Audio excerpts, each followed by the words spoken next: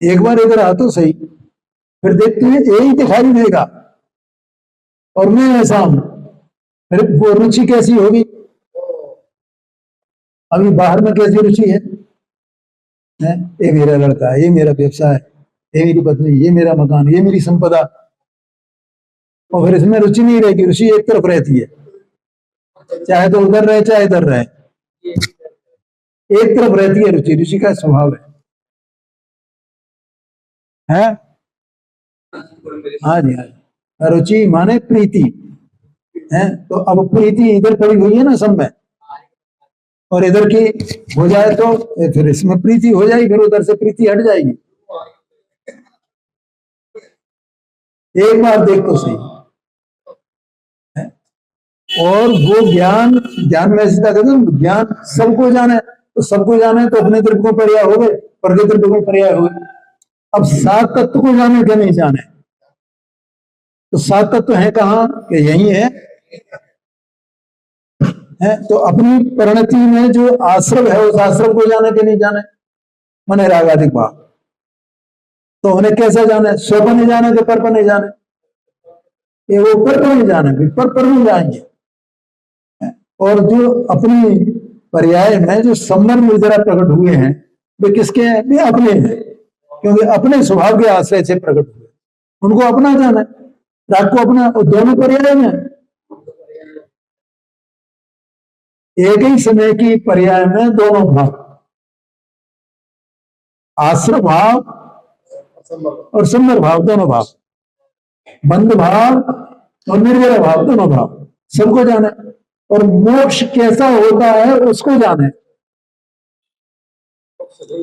मोक्ष कैसा होगा? मोक्ष कैसा होगा माने मोक्ष में आत्मा की मेरी दशा कैसी होगी उसको जानता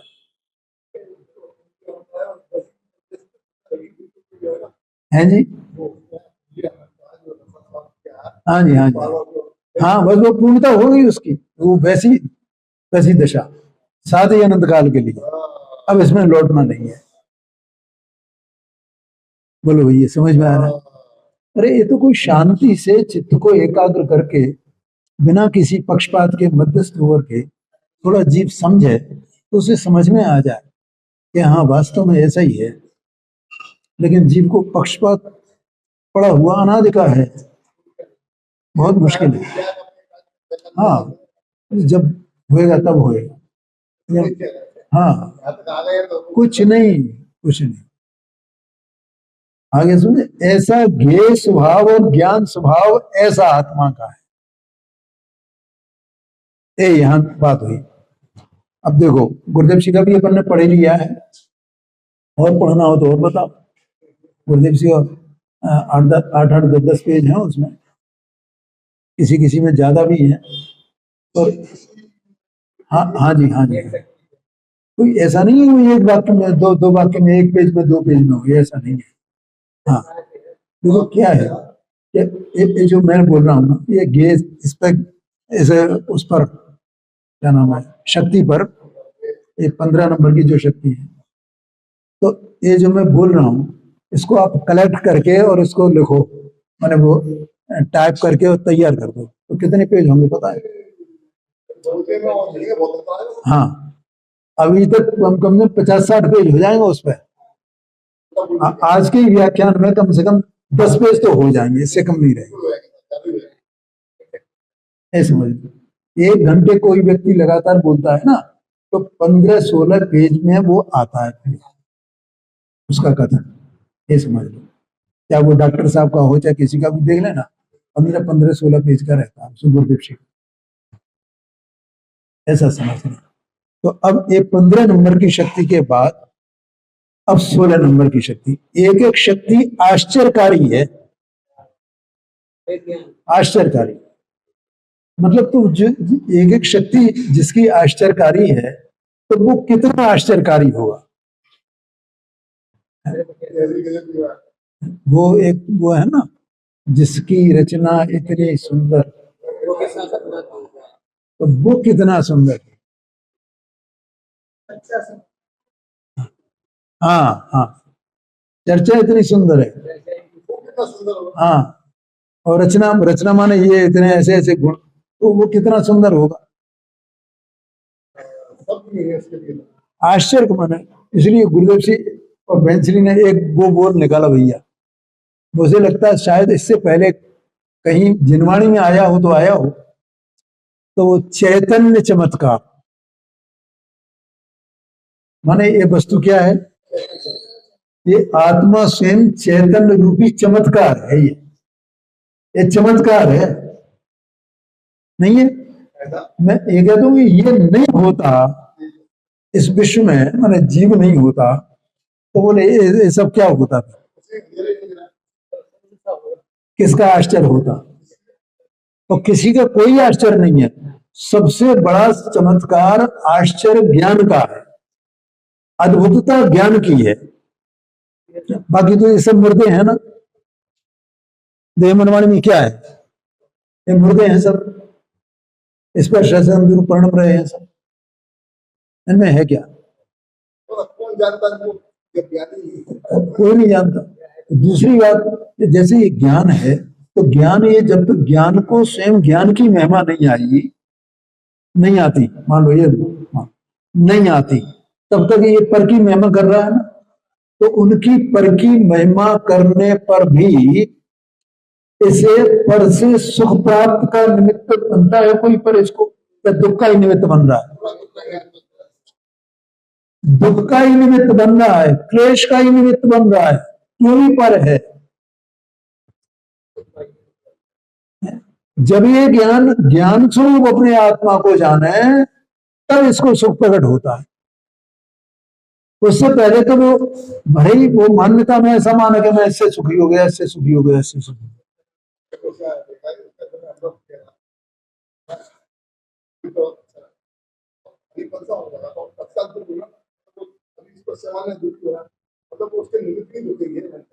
क्योंकि जैसे वो सिक्का होता है ना, तो सिक्के में एक चित्त और एक पट, तो दोनों जॉइंट है ना, तो ऐसे ही जो संसार का सुख है वो दुख सहित ही है। कोई सुख भी माने तो वो तो दुख सहित ही है ना। अब उस संसार में चाहे कहीं माने वो देव का भी हो, सर्वार सिद्धि का भी देव हो, तो भी उसका जो सांसारिक सुख है, इंद्रिय सुख है, वो दुख सहित ही है। और आत्मा का सुख वो पूरी तरह स्वतंत्र, निरालंब, स्वकारण से, पर के कारण से नहीं है वो। हाँ जी, हाँ जी, हाँ जी, हाँ जी, हाँ जी। और ज्ञान में वांछा कहाँ है, ज्ञान में वांछा तो बाहर की चीज है ना, ज्ञान में वांछा कहाँ हो सकती है, वांछा वांछा में है, ज्ञान में नहीं है। ऐसा स्वरूप है, ये जीव उसको अपना स्वरूप मानता है अज्ञान के कारण से, ये अलग बात है। आया समझ में? देखो यहां पर 16 नंबर की शक्ति है, देखो। हाँ, ऊपर मैं पढ़ता हूं 5वीं लाइन में, अन्यूनातिरिक्त स्वरूप नियतत्व रूपा त्यागोपादान शून्यत्व शक्ति। अन्यून अतिरिक्त, इसका मतलब अन्यून और अन अतिरिक्त, अन शब्द पहले लगा है ना, अन्यून, न्यून का मतलब होता है कम, तो कम नहीं, और अतिरिक्त का मतलब होता है ज्यादा, तो अन अतिरिक्त, अन जो पहले लगा हुआ उसके बाद में भी लगा, अन अतिरिक्त तो ज्यादा नहीं, माने ज्यादा भी नहीं और कम भी नहीं, तो फिर कैसा है, अन्यून अतिरिक्त स्वरूप नियतत्व रूपा। नियत, नियत का मतलब जो का त्यों, जो का त्यों। अभी तो अपनी चर्चा चली ना, अभी बीच में बात आई थी ना, जो का त्यों विराजमान, जो का त्यों विराजमान, जो का त्यों विराजमान। ऐसी एक शक्ति है नियतत्व रूपा, त्यागोपादान शून्यत्व शक्ति। माने त्याग की शून्यता, और उपादान माने ग्रहण करना। आदान होता है ना, आदान, आदान माने ग्रहण करना, इसको यहाँ उपादान कहा, उसी को उपादान।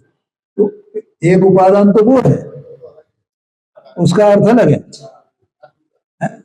और ये उपादान यहाँ पर मैंने ग्रहण करना, किसी से कुछ चाहिए भाई, ऐसे ग्रहण कर सके।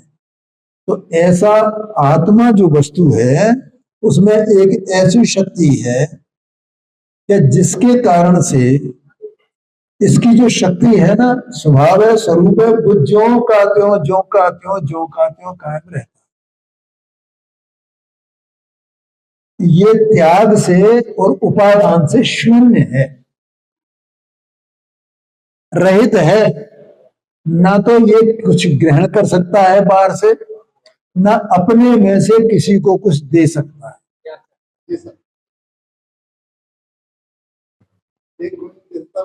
है जी, नहीं, कुछ नहीं दे सकता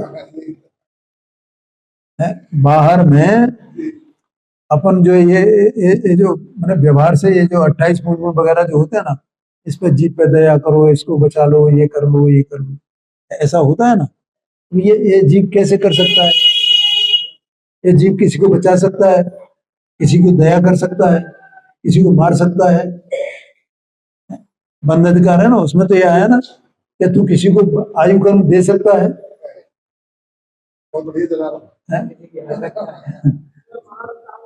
हाँ हाँ, बहुत बढ़िया, बहुत बढ़िया, बहुत अच्छा है। मैं दूसरे को मारूं, कोई मुझे मारे, ये तो मिथ्यात्व है। इधर अपने आत्मा की ओर देख, एक त्याग में शून्य और ग्रहण में शून्य, दोनों में शून्य है। ये ऐसी ये शक्ति है, उस शून्यता वाली, त्याग के शून्यता वाली शक्ति और ग्रहण की शून्यता वाली एक शक्ति है, इसलिए वो ज्यों का त्यों रहता है। केवली भगवान है, तो अपन केवली भगवान की इतनी स्तुति करते हैं, भगवान आप मुझे अपने समान बना लो, मुझे ये दे दो, मुझे ये दे दो। भगवान कुछ दे सकते हैं अपने को? कितनी शक्ति है भगवान की, अनंत शक्तियां हैं, लेकिन भगवान किसी को कुछ दे सकते हैं? नहीं दे सकते, क्योंकि उनमें वो जो त्यागोपादान शून्य तो शक्ति है ना, उसके कारण से किसी को कुछ भी न दे सकते हैं और न किसी का दुख ले लें। ए भगवान आप मेरा दुख ले लो ना, ये कैसे लें? ये तो त्यागोपादान शून्य शक्ति है। ऐसे ही अपने में है, मैं भी ऐसे ही आत्मा हूं कि मुझ में कुछ भी घटना नहीं, कुछ भी बढ़ना नहीं, किसी को अपने में से कुछ दे दूं, किसी से कुछ ले लूं, ऐसा नहीं है। ऐसी एक त्यागोपादान शून्यता नाम की शक्ति है। समय हो गया है, आगे की चर्चा करते हैं। हाँ जी, हाँ जी, नहीं नहीं, बहुत अच्छा।